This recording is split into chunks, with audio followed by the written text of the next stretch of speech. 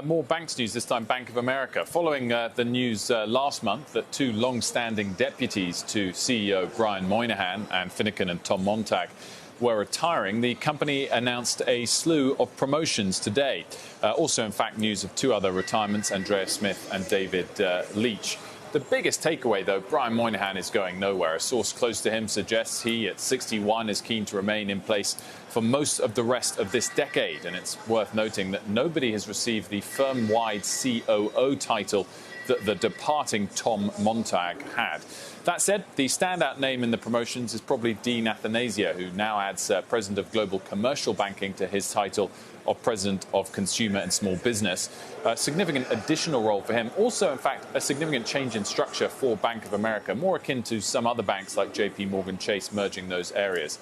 He is 55, and Alistair Borthwick also got significant promotion. He's 52. He is previously the commercial banking title, now is CFO, meaning he'll have more exposure to investors rather than clients going forward.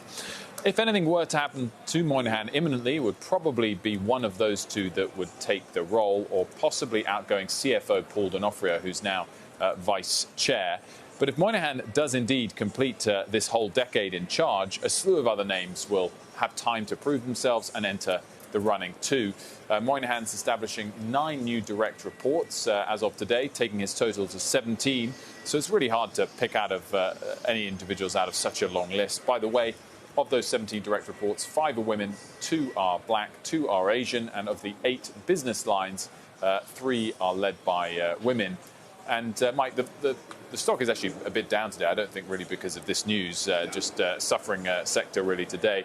And I think ultimately people want to know and need to know who is going to take over, but they've got plenty of time to find that out. They would seem to, although, I mean, we're pretty early in this decade. So I do think it's really remarkable if I look at Bank of America, JP Morgan, and Morgan Stanley. They basically still have their financial crisis era CEOs, thereabouts. That's when they took over, Jamie Boy before that. And that's kind of fascinating because it's been a long way. We're in a different era right now, and yet hanging on. And I don't find a lot of agitation for an immediate move. It's just about let's have some clarity about the process. At 61, of course, he's younger than Gorman 63, Diamond 65. All will be closer to 70 than 60 if they see out the tenures they've guided to over the last few months.